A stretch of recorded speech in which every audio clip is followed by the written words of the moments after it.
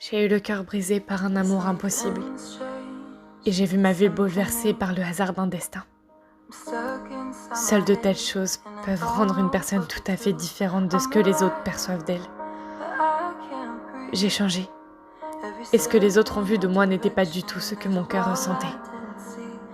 Oui, je ne voulais pas montrer ma douleur. Oui, je n'étais pas prête à assumer mes larmes devant le monde. Alors j'ai fait semblant. J'ai tenté d'oublier mes douleurs dans les vices que la vie nous offre. J'ai commis des erreurs.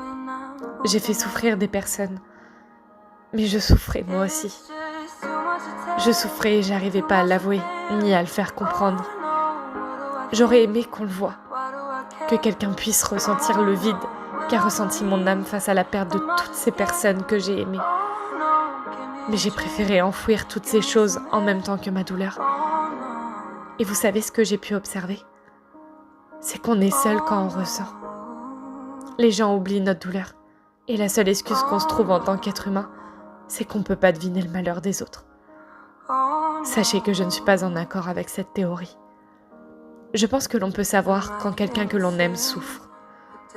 Mais je pense surtout que nous ne voulons pas nous en soucier, parce que la nature d'un humain est souvent celle de se concentrer sur ses propres douleurs.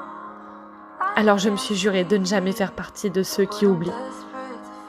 Est-ce moi qui commets une erreur? C'est possible.